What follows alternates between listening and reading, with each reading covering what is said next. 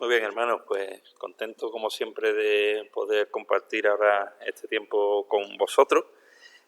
No sé si habéis apreciado, pero las dos últimas veces que vine pues he estado transitando por la epístola a los Efesios y seguiré así mientras vaya viniendo, en una dinámica expositiva, encontrándonos con lo que nos encontremos. A veces cuando nos acercamos a las Escrituras de esta manera, pues nos obliga a meternos en charcos que de otra manera no nos meteríamos, ¿no? Cuando nuestra predicación, y es un formato legítimo, ¿no?, es temática, pues normalmente obedece a los temas que tiene el que comparte en su corazón, dirigidos, ¿no?, por el Señor, supongo en la mayoría de los casos, pero a veces distorsionados por nuestras sensibilidades en nuestras situaciones particulares, ¿no? Cuando nos obligamos a seguir de una manera expositiva al texto bíblico, pues nos obliga a determinados contenidos, ¿no? Y en esta mañana quisiera compartir con vosotros, no es un contenido obligado, solo un poco la introducción. Cuando hablamos de cómo nos comportamos, cómo se generan las acciones de las personas, hay una propuesta en los especialistas que dicen que el comportamiento humano obedece a una especie de escalera, ¿no? Primero, y estamos siendo simplistas y generalizando, ¿no? Nos comportamos en base, en primer lugar, a algo que pensamos. O sea, si yo voy a bajar, quiero ir a la puerta, lo primero que hago es pensar lo que quiero, ¿no? Después, normalmente ese pensamiento genera una emoción, ¿vale? Y esa emoción al final genera una acción. Así que el camino de la acción es un pensamiento que genera a su vez una emoción y que en última instancia provoca una acción determinada, es decir, que va desde la cabeza al corazón y a los pies, ¿no? Por ilustrar de una manera gráfica. Ahora, la sanidad o el equilibrio estaría que el comportamiento, para que sea saludable, dándole la vuelta atrás al proceso, para que un comportamiento sea saludable, debería obedecer a una emoción que lo motiva saludable. Cuando nuestros comportamientos son extraños, a veces obedecen a unas emociones descontroladas. Entonces el procedimiento sería una acción adecuada, obedecería a una emoción equilibrada que se generaría por un pensamiento, una forma de pensar coherente y adecuada, ¿no? Seguramente habréis escuchado una frase que se atribuye, está buscando la autoría de la frase y se atribuye en el tiempo a muchos autores, ¿no? Yo la he modificado incluso un poco, que dice: siembra un pensamiento, cosecha una emoción. Siembra una emoción, cosecha una acción. Siembra una acción, cosecha un hábito. Siembra un hábito, cosecha un carácter. Y siembra un carácter y cosecha finalmente un destino. Así que es importante cómo funciona este proceso de manera general, ¿no? Esto es prácticamente lo que el autor de Proverbios resume en pocas palabras, cuando dice: cuál es su pensamiento en su corazón, tal es él. O dicho más simple, somos lo que pensamos, casi, siendo simplista, como decía, ¿no? Y esto tiene implicaciones en el texto que nos vamos a ocupar en esta mañana, porque el apóstol Pablo está preparando el terreno para pasar a la acción, de una forma personal, explícita e individual, y va a tener en cuenta, os propongo, cuando estaba estudiando el texto, entendía desde mi perspectiva que en el texto encontramos justamente que el apóstol Pablo, cuando está llamando a la acción, tiene en cuenta estos tres parámetros que os he compartido anteriormente, que existe una especie de patrón en el texto que podemos ver como el apóstol Pablo insta a la acción, pero teniendo en cuenta la dinámica de nuestros pensamientos y de nuestras emociones previas. Estaríamos en la epístola a los Efesios, en el capítulo 4. Cuando llegamos en el capítulo 4 estaremos viendo los versículos 17 al 24 solamente. Pero cuando llegamos a este capítulo, previamente el apóstol Pablo, en los tres primeros, ya lo compartíamos en las ocasiones anteriores, en los tres primeros ha puesto el sustento teológico, la base teórica sobre la cual va a fundamentar su praxis, la práctica posterior. Es decir, que como es costumbre en el apóstol Pablo, establece primero unos criterios teológicos para después plantear una conducta consecuente. Y en los primeros 3 capítulos les ha hablado el apóstol Pablo de cuál es su posición como creyente, escogidos en Cristo, salvos por gracia, miembros de la Iglesia de Cristo. Esa es nuestra situación, nuestra posición como creyente, la sana doctrina que el apóstol Pablo ha planteado como el sustento de su reflexión posterior, y a partir del capítulo 4 hasta el final prácticamente, quitando los saludos últimos, va a hablar de la práctica de los creyentes. Y vimos en 2 sesiones anteriores como en los 16 primeros versículos de este capítulo 4 habla en primer lugar del necesario compromiso con la unidad, y está ahora hablando bajo el marco de la vida eclesial, el compromiso con la unidad, y la última vez, hace 3 o 4 o 5 semanas, no recuerdo bien, hablamos del compromiso con el crecimiento. Esto es las implicaciones, digamos, eclesiales de los 3 capítulos anteriores. Si es cierto que hemos sido escogidos por Cristo, salvos por gracia y miembros de la Iglesia, hemos de comprometernos con la unidad y con el crecimiento de la Iglesia local. Ahora el apóstol Pablo va a entrar a partir de este versículo 17 del capítulo 4 y hasta el final a implicaciones ya no eclesiales sino personales, ¿vale? Cambia el paradigma, ¿vale? Y lo primero que va a hacer en los versículos que quería compartir con vosotros en esta mañana es que va a establecer cuáles los cimientos para después demandar lo que estaremos viendo en el resto del texto, que son los cimientos para comportarnos según la voluntad de Dios en el hogar, en el trabajo y en la guerra espiritual. Pero lo de hoy son los cimientos que el apóstol Pablo va a poner de manifiesto, las bases sobre las cuales se ha de edificar una conducta consecuente en nuestros hogares, en nuestros trabajos y en la vida espiritual, en la guerra espiritual. Así que encontramos aquí los cimientos de la renovación espiritual como una transformación de vida. Y si os parece, le damos lectura desde el versículo 17 al 24.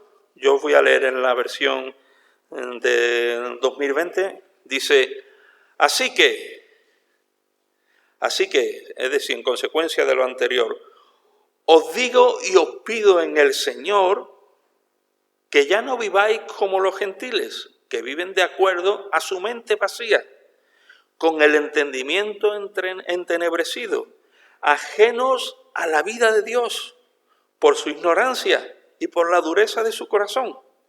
Estos, después de haber perdido toda sensibilidad, se entregaron al libertinaje para cometer con avidez toda clase de inmoralidad. Pero esto no es lo que habéis aprendido de Cristo si en verdad lo habéis oído y habéis sido por Él enseñados conforme a la verdad que está en Jesús. En cuanto a la pasada manera de vivir, despojaos de la vieja naturaleza que está corrompida con los deseos engañosos. Renovaos espiritualmente en vuestra mente y revestíos de la nueva naturaleza creada a imagen de Dios en la justicia y santidad de la verdad. Os propongo, hermanos, que aquí hay 2 grandes bloques de contenido. Del versículo 17 al 19, podríamos ponerle un título arriba, no viváis como los gentiles. Y del versículo 20 al 24, sino conforme a la verdad que está en Jesús. Estos son los 2 grandes campos de contenido, ¿no? No viváis como los gentiles, sino conforme a la verdad que está en Cristo Jesús. Y en cada uno de estos 2 bloques, los 3 aspectos que hemos mencionado al principio: la razón, la emoción y la acción. Por ejemplo, no viváis como los gentiles en cuanto a la razón. ¿Cómo? No viváis con mentes vacías. No viváis con entendimiento entenebrecido. No viváis en ignorancia. ¿Vale? Desde la mente. Ahora, desde la razón, vivir conforme a la voluntad de Dios. Nos dice el texto, sino renovaos renovad espiritualmente vuestra mente. ¿Veis el paralelismo? De la mente del gentil y de la mente del que está dentro de la voluntad de Dios, vacía, entenebrecida e ignorante, por la otra parte, renovada espiritualmente. Y así iremos bajando en cuanto también al campo de la emoción y de la acción. Versículo 17 entonces, no viváis como los gentiles. Y aquí hay una cuestión a tener en cuenta que me parece a destacar. Este no viváis como los gentiles, no andéis como los gentiles, supone de facto o de hecho el ¿qué? Poder estar viviendo como los gentiles. Y yo cometí el error al aproximarme inicialmente al texto de ver estas descripciones que hace ahí del versículo 17 al 19 como algo ajeno a mí, como algo extraño. Sin embargo, a nadie se le ocurriría prohibir un imposible, ¿verdad? A ver si soy capaz de transmitiros la idea. Si yo dijera, hermanos, ahora cuando os vayáis, por favor, cuando os vayáis a casa, no vayáis volando y en coche o andando. Sería una estupidez por mi parte, ¿no? Estar prohibiendo algo que no podéis hacer. ¿Me seguís en la idea? Entonces, esto es tremendo porque el apóstol Pablo está diciendo a los creyentes, no viváis como los gentiles porque existe la posibilidad de que como creyentes tengamos una vida similar a los gentiles, no en el sentido de los que no son de la raza judía, sino los no creyentes, como decía antes Emilio, ¿no? Estamos delante de un llamamiento serio de parte del Señor. Pablo les viene a decir, y nos viene a decir a nosotros, que el creyente no puede vivir siguiendo la dinámica del resto del mundo. Pero como digo, si está prohibiendo algo, está haciéndolo porque existe la posibilidad de que andemos mal de esta manera, de que aún permanezcan en nosotros ciertas manifestaciones de nuestra naturaleza caída que se manifiestan en nuestra naturaleza regenerada. El apóstol Pablo les está diciendo, hermanos, la salvación es para practicarla, la teoría teológica es para vivirla. Se trata de vivir de una manera nueva, de una manera diferente. No podemos asumir el compendio de la teología de los primeros capítulos y después seguir viviendo como los gentiles. El creyente ha de llevar a la práctica la posición en la que ha sido colocado en Cristo por Dios. Y ahora empieza a decir, ¿cómo se traduce esto? Pues hermano, ahora en el ámbito de la razón, de los pensamientos, de la cabeza, dice, ¿esto cómo se traduce? Versículo 17, no viváis con la mente vacía. Es decir, que como creyentes podemos vivir con la mente vacía. Aquí la palabra vacía es vano. Es algo que por estar ausente de contenido no sirve. Ahora ya se compran todos los guisantes y todas estas cosas, todo esto viene en bote, ¿no? No existe la dinámica de abrirlos y sacar las bolitas de guisantes y otras legumbres, ¿no? Pero yo recuerdo cuando era pequeño que mi madre y mi abuela compraban este tipo en su vaina, ¿no? Y cuando se abría, pues se sacaban los guisantes, por ejemplo. Sin embargo, de vez en cuando llegaba alguna vaina que era vacía. Parecía que eran guisantes, pero estaba vacía, no tenía contenido. Por lo tanto, ¿qué pasa? No sirve para nada, aunque tenga apariencia de. Y es lo que está diciéndoles el apóstol Pablo. Una mente vacía de contenido auténtico. Podemos tener mentes distorsionadas. Una mente vacía de propósito, vacía de sentido, vacía de utilidad. Una mente gentil, sin esperanza casi, preocupado por las mismas cosas que le preocupa al mundo, casi con una expectativa, un horizonte igual de oscuro, llena de muchas cosas, pero vacía de lo trascendente, es la idea. A lo mejor llena del deseo de éxito, de progreso, de bienestar, de economía, idolatrando quizás incluso a la familia, centrada en dar satisfacción a nuestro propio hedonismo, a nuestro propio yo, a nuestro propio beneficio, pero incapaz de ver los asuntos del reino. Una mente casi naturalizada o peor, mundanalizada. Es lo que el apóstol le está diciendo, hermano, no viváis como los gentiles, con mentes vacías, donde todo vuestro esfuerzo es alcanzar la felicidad y acabando en frustración. Pero no contento con esto, el texto les dice, no viváis con la mente vacía, pero no viváis tampoco, y da un paso más a la miseria, con el entendimiento entenebrecido. Ya no solamente una mente vacía, sino un entendimiento oscuro, negro, que es incapaz de percibir la luz de Dios en una auténtica o en su auténtica dimensión. En un cristianismo raquítico, pobre, triste, lagrimero, les dice, no tengáis el entendimiento entenebrecido. Ahora, el ciego físico, ¿sabes qué pasa? Es plenamente consciente de su ceguera, ¿verdad? Es plenamente consciente de su ceguera. La ceguera espiritual es ciega aún para reconocer su propia ceguera. Y esa es la tragedia. Esa es la tragedia, que va directo al hoyo.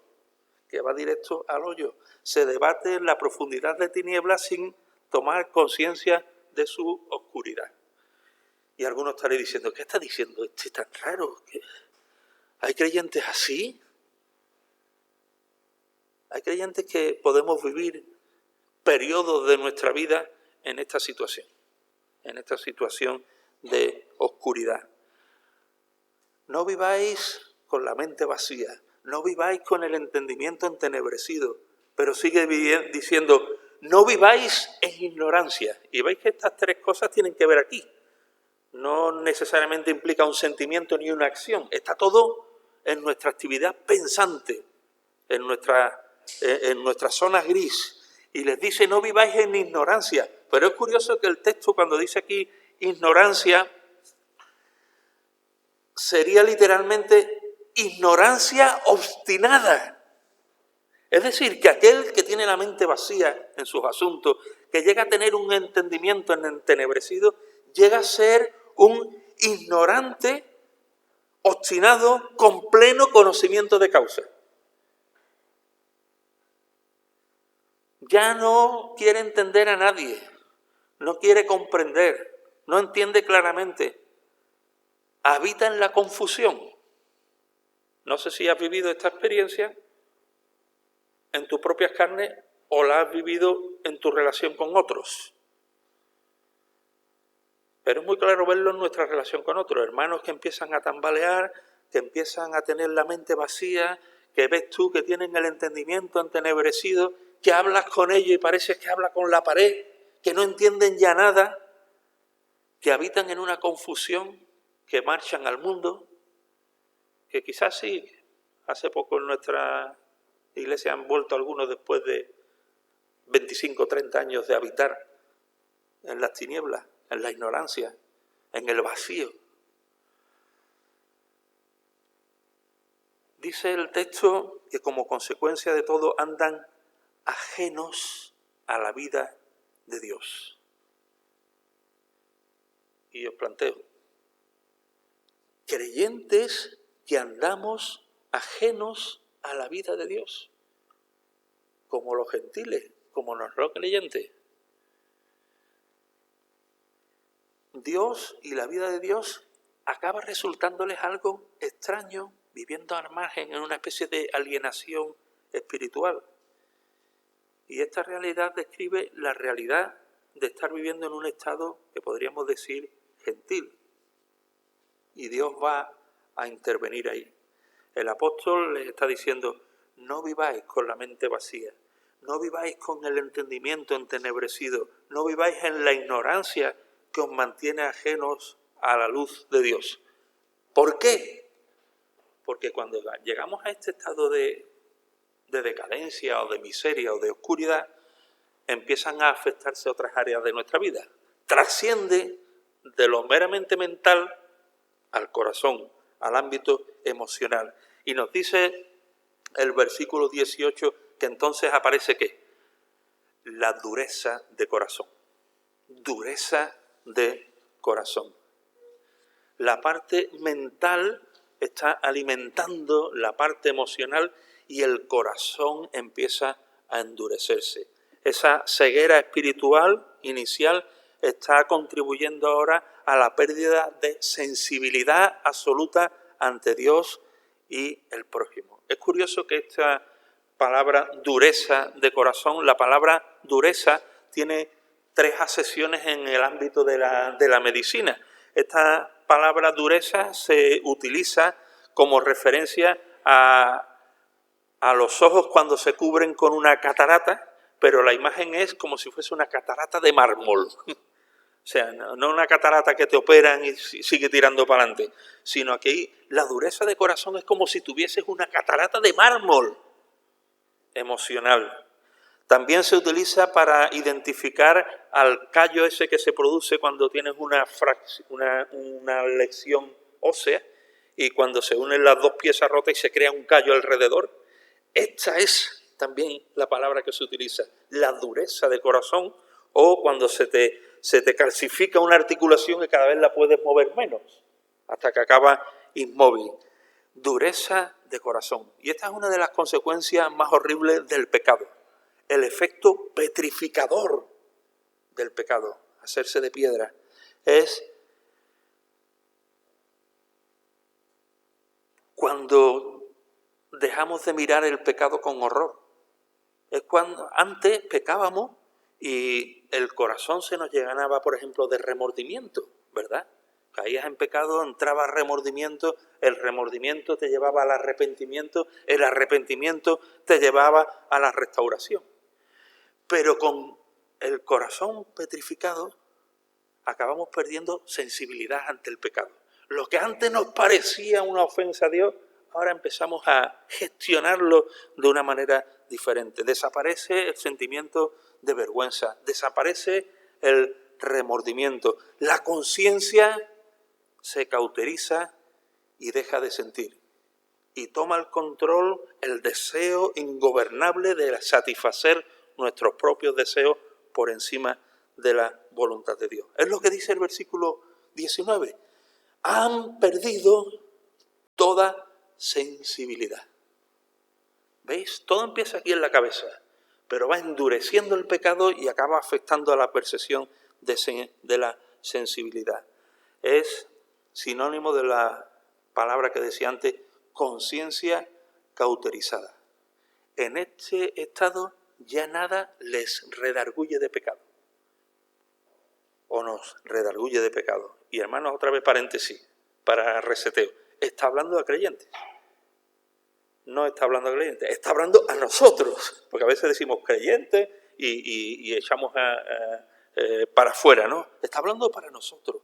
Hay aquí una callosidad espiritual que ya no alcanza a discernir la clase de conducta que es moralmente correcta e incorrecta delante de Dios, sin conciencia del propio comportamiento espiritualmente reprensible.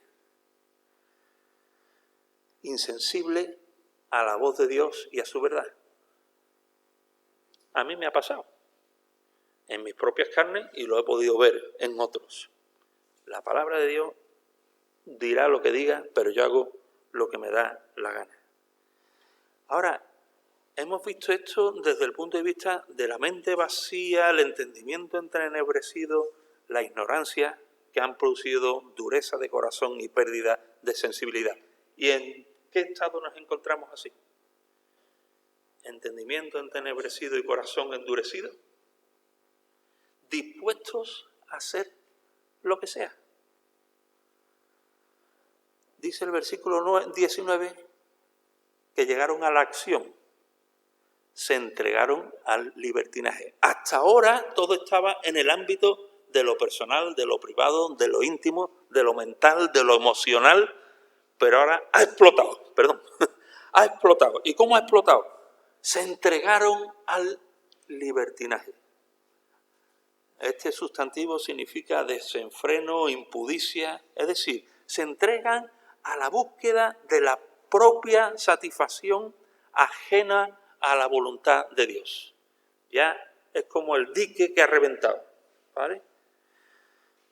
Ahora, esto no supone la caída en el pecado o en el error casual, sin ganas, sino que supone la entrega por propia voluntad a este tipo de conducta.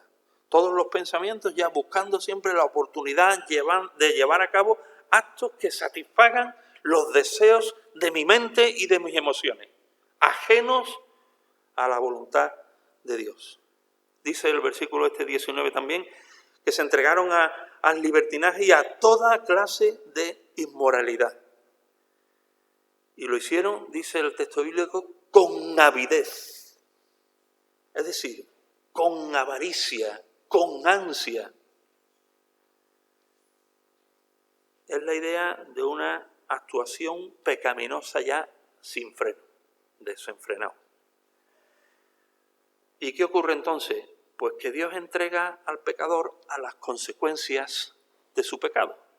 F.F. Bruce dice, una de las maneras en que la ira de Dios opera es entregando a los pecadores a la corriente de su propia elección con sus terribles consecuencias.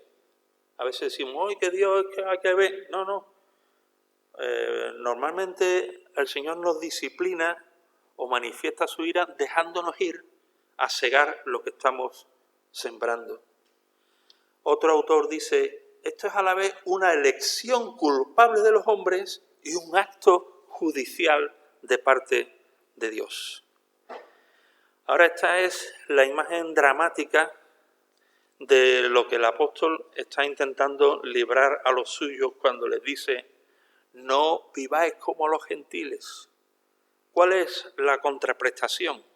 Pues les está invitando, según el versículo 21 también, a vivir conforme a la verdad que está en Cristo Jesús. Es la antítesis lo uno del otro. Vivir conforme a la verdad que está en Cristo Jesús.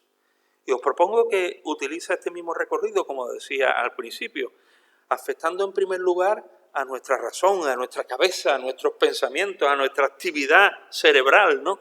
Les dice, renovad espiritualmente vuestra mente. ¿Por dónde empieza? Otra vez por los cimientos, que es la cabeza. Renovad espiritualmente vuestra mente. Vivid en un proceso de renovación espiritual desde el punto de vista mental. Al convertirnos, recibimos una nueva mente, ¿vale? Pero es una mente que debe de ser renovada. Si nos estancamos, vamos para atrás. Esto es como el fuego, ¿no? Que dice, si no crece, se apaga. Pues os vamos en proceso de renovación o de degeneración. O vamos en un proceso de renovación espiritual o vamos en un proceso de contaminación gentil, ¿vale? Es una renovación que ha de producirse de forma progresiva y dinámica. Y el apóstol Pablo les está llamando y nos está llamando a un cambio radical desde la perspectiva de nuestra mente. Y esta es una propuesta recurrente en los escritos del apóstol Pablo. Una y otra vez incide en este principio como algo fundamental. Conocéis el texto, seguro de memoria, de Romanos 12:2. No os conforméis a este siglo. ¿Qué significa? No os hagáis como los gentiles, ¿vale? Es otra forma de decirlo. No os contaminéis con sus mismos principios, sino transformaos. ¿Y transformaos cómo? ¿Por medio de la renovación de vuestras acciones? No, de vuestro entendimiento. Aunque no sea una acción explicitada físicamente, la renovación de nuestro entendimiento es el principio fundamental. Y esta renovación, el texto este mismo, incide o implica una renovación progresiva. Más que transformados por medio de la renovación de vuestro entendimiento, debiera de expresarse ir siendo renovados. O sea, no es una renovación, habéis cambiado la alfombra, no sé si era esta, no es quitar una cosa y poner otra, no, es ir en un proceso continuo de cambio. Es la idea. Por el hecho de ser creyentes, cuando nos convertimos no cambió todo y se volvió color de rosa, sino que estamos inmersos en un proceso de renovación permanente. Y esta renovación se efectúa principalmente en el ser intelectual del hombre, entendiendo que está íntimamente relacionado con nuestra parte emocional, pero la alimenta o se retroalimentan, ¿vale? Depende de las circunstancias. Y esto es una obra del Espíritu Santo, como decía al principio Emilio, dice en 2 Corintios 2:13, por tanto todos nosotros, contemplando a cara descubierta la gloria del Señor, como reflejada en un espejo, somos transformados, otra vez la idea de proceso de transformación, transformados de gloria en su misma imagen por la acción del Espíritu Santo. Es decir, que el llamado es a que como creyentes no opongamos resistencia a la transformación, a la acción del Espíritu Santo en nuestra vida, porque el objetivo principal de todos los recursos de la gracia del Señor, ¿sabes cuál es? Entre otros, llevar, como dice en 2 Corintios 10:5, un texto impresionante, llevar cautivo todo pensamiento a la obediencia a Cristo. ¿Veis? La focalización del apóstol Pablo en nuestra actividad pensante quiere que tengamos contenidos aquí dentro cristocéntricos. Y esto implica en nosotros la implementación de la propia mente de Cristo en nuestra cabeza como obra del Espíritu Santo. Y el apóstol Pablo les está diciendo esto, no viváis como los gentiles, vivid conforme a la verdad que está en Cristo Jesús, renovando permanentemente vuestra mente de forma espiritual. ¿Por qué? Porque eso va a llevar a emociones sanas y equilibradas. Cuando pensamos mal, sentimos mal y actuamos mal. Cuando pensamos bien, sentimos bien y actuamos bien. Y el apóstol les está diciendo, desde el punto de vista ahora de la emoción, del corazón, de los sentimientos, dice, dejaos, o mejor dicho, despojaos de la vieja naturaleza. Despojaos de la vieja naturaleza que se nutre de deseos engañosos. Hemos de manifestar una nueva humanidad recreada a la imagen de Dios. Y en esta regeneración, el viejo hombre podríamos decir que recibió una herida mortal, pero no está muerto. Ha de ir siendo eliminado poco a poco. El viejo hombre fue quitado del dominio absoluto de nuestra vida, pero su sombra sigue ahí. Aún no ha muerto, se mantienen apetitos y deseos que tienden a dominarnos anímicamente. Y cuando digo apetitos y deseos, ¿estoy hablando del ámbito de las acciones? No. Estamos en el ámbito interior, apetitos, deseos. Estos son emociones, sentimientos. Y el viejo hombre se vuelve muy peligroso y nos asalta porque quiere recobrar dominio. Ante esto, el apóstol Pablo acaba diciendo, miserable de mí, ¿quién me librará de este cuerpo de muerte que sigue tirando de mí, que sigue queriendo dominar? Ahora, este miserable de mí que dice Pablo, ¿quién me librará de este cuerpo de muerte? Se contrasta con otras palabras del apóstol Pablo, donde vemos que es posible lo imposible. Dice, los que son de Cristo han crucificado la carne, ¿con qué? Con sus pasiones y deseos. Seguimos en el ámbito de las emociones. Los que son de Cristo han crucificado la carne con sus pasiones, despojándonos progresivamente por su espíritu de la vieja naturaleza. Nos dice el versículo 22 que esta realidad es que está corrompida por deseos engañosos. Otra vez, deseos engañosos, no acciones, deseos. estamos en el ámbito de la vida interior. Y es curioso, está corrompido por deseos engañosos. La palabra corrompido aquí indica una actividad progresiva y continua. No es una corrupción y se acabó, sino que es un proceso continuo. Corrupción más corrupción más corrupción. Esta corrupción se debe a estos deseos engañosos, a estos deseos que nos engañan, haciéndonos creer que en la satisfacción de nuestros deseos carnales está nuestro mayor bien. Pero el engaño se ve más tarde, porque la corrupción de nuestros deseos produce acciones devastadoras en nuestras vidas.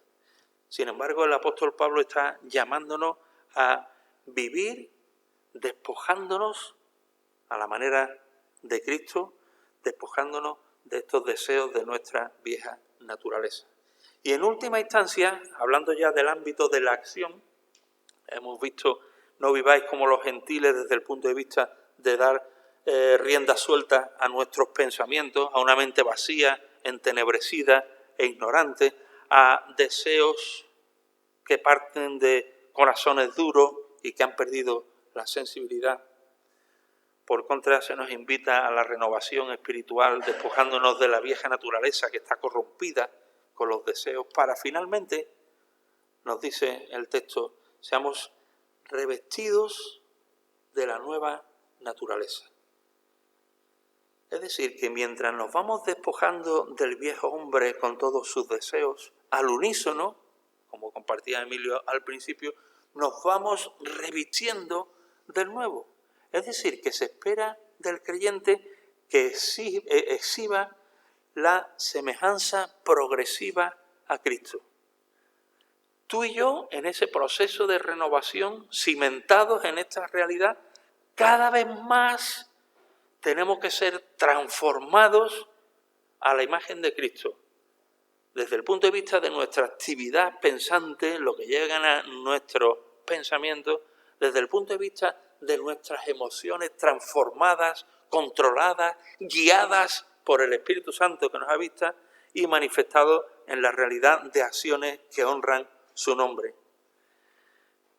Final del texto que hemos leído nos dice que esto se traduce en vivir conforme a la imagen de Dios, en justicia y santidad de la verdad. La justicia y la santidad son manifestaciones, se manifiestan en acciones justas y en acciones santas. De tal manera que más que imitar a Jesús, es dejar que su Espíritu le forme a Él en nosotros, en la medida en que nuestra mente y nuestras emociones se rindan y amolden a Él en su palabra. Y estas acciones entonces van a revestirse de justicia y de santidad.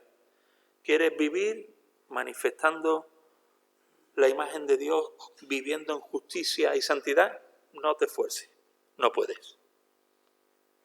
Hay que empezar por la transformación de nuestra mente, por tener una mente cristocéntrica, por llevar cautivo todo pensamiento a la mente de Cristo, de tal manera que su Espíritu Santo gobierne nuestras emociones, y desde esta posición de control del Espíritu Santo en nuestras vidas podemos vivir en justicia y en santidad conforme a la imagen de Jesús. Ahora este es un encargo, hermanos, que creo que es solemne. Hemos dejado atrás la primera oración del texto que hemos leído. Dice, así que esto os digo y os pido en el Señor. No es hablar por hablar. El apóstol Pablo está diciendo, antes de decir todo lo que ha dicho, esto os digo y os pido en el Señor. Subraya la autoridad del Señor en la demanda que nos ha hecho. En el Señor significa, esto os pido en el nombre del Señor. Es un requerimiento, digamos, de alto nivel, con la autoridad del Señor Jesús.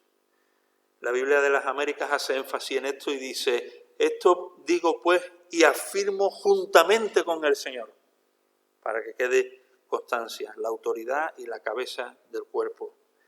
¿Y cuál ha sido el llamado que hemos considerado? Que ya no viváis como los gentiles, sino conforme a la verdad que está en Jesús. La pregunta que hemos de hacernos: ¿qué queda aún en nosotros de la vieja naturaleza que impide que vivamos en esta dinámica? ¿Qué parte de nuestra actividad pensante, de nuestra mente, se caracteriza por estar vacía, entenebrecida o ignorante? Hay estas zonas grises, ajenas a la luz de Dios y a la verdad de Cristo. Esas zonas oscuras, tibias, grises que aún perduran y nos perturban muchas veces, con pensamientos frívolos, que oscurecen nuestro entendimiento, dominados por la ignorancia, ajenos a la luz de Dios, que llevan o traen consigo emociones fuera del control del Espíritu Santo, a veces poseídos de la ira, del rencor, del mal humor, y que desembocan al final en una vida similar a la de los gentiles. Yo creo que, por sacar una conclusión que nos haga centrar la reflexión, podríamos decir que la batalla está en la mente, o gran parte de la batalla está en la mente. ¿Qué hay en tu mente y qué hay en mi mente? Según los contenidos que haya en tu mente, de forma personal, de forma diaria, dinámica, según esos contenidos van a ser afectadas tus emociones, tu conciencia puede o no ser cauterizada, contaminada. A lo mejor tu mente o mi mente está continuamente llena de series de Netflix, con sus contenidos extraños a veces. O tu mente o mi mente está focalizada en que ayer perdió el Sevilla 3-1. ¿Me explico? O tu mente está mañana a ver cómo me va el negocio, cómo me van los... Y todo esto es legítimo, pero es el centro de tu actividad pensante, de lo que domina tu cabeza. Cuando salgas de aquí, después de comer, estés tranquilo en el sofá, ¿de qué se te llena la cabeza? ¿De qué pensamiento? ¿De qué contenido? ¿De trabajo? ¿De ocio? ¿De deporte? ¿De placeres? ¿De dinero? ¿De viajes? ¿De aficiones? ¿Qué te apasiona? Cuando descubrimos qué es lo que realmente nos apasiona, descubrimos mucho de nosotros mismos. ¿Tienes una mente cristocéntrica? ¿Llevas todo pensamiento cautivo a la obediencia a Cristo? Yo creo que no nos equivocamos demasiado si decimos que, como he mencionado antes, que la batalla está en la mente. Y si la batalla está en la mente, hemos de cuidar la alimentación de nuestra mente. ¿Cómo se alimenta nuestra mente? A través, sobre todo, de lo que vemos y oímos. También el gusto también por la vehemencia y el descontrol en la comida, por ejemplo, ¿no? Pero en general lo que vemos y oímos alimenta nuestro pensamiento en cada segundo. Y la renovación espiritual de nuestra mente es absolutamente necesaria. Para ello hemos de ser selectivos en cuanto a los contenidos que permitimos que entren en nuestra mente. El apóstol Pablo aplica un filtro interesante y muy práctico de higiene mental en Filipenses 4:8, que conoceréis seguramente. Dice: por lo demás, hermanos, todo lo que es verdadero. Este es un versículo para memorizar, si no lo tenéis memorizado, porque sirve de colador o de filtro, ¿no? Por lo demás, hermanos, todo lo que es verdadero, todo lo honesto, todo lo justo, todo lo puro, todo lo amable, todo lo que es de buen nombre, si hay virtud alguna, si algo digno de alabanza, en esto pensad. En esto pensad. Ahora es curioso que es una lista en positivo. No es una lista de prohibiciones. Es una lista de activos en los que pensar. Más que debatirnos en prohibiciones, se trata de apostar por lo positivo de contenidos saludables. No tanto de evitar contenidos malos, sino estar tan lleno de lo bueno que no quepa lo malo. Estar tan lleno de luz y de vida que no quepa la basura y la porquería. El llamado quizás es el que, terminando, Pablo hace a los hermanos en Colosas, que la palabra de Cristo y Cristo mismo more en abundancia en nosotros, enseñándonos y exhortándonos unos a otros en toda sabiduría, cantando con gracia en nuestros corazones al Señor con salmos e himnos y cánticos espirituales. Y todo lo que hacéis, ahora entra la acción, de palabra o de hecho, hacedlo todo en el nombre del Señor. Y acabar con las palabras, o casi acabar con las palabras de Pablo que hemos mencionado antes, llevando cautivo todo pensamiento a la obediencia a Cristo. Es decir, hipersaturados de la palabra de Dios, hiperconectados con la persona de Jesús, de manera que se implemente en nosotros la mente de Cristo. Y nos hará participantes entonces de sus pensamientos saludables, de sus emociones equilibradas y de sus acciones justas. Y entonces, la paz de Dios, que sobrepasa todo entendimiento, guardará nuestros pensamientos y nuestros corazones en Cristo Jesús. Que el Señor quiere que esta parte de su palabra permee nuestros corazones, que a veces son duros. Bueno, yo juzgo a vosotros por mí y a lo mejor me equivoco, pero mi corazón es bastante duro a la hora de interiorizar todas estas cuestiones. Pero roguemos al Señor que Él haga el milagro, ¿no? O siga haciendo el milagro en este proceso de transformación permanente. Que así sea en su voluntad.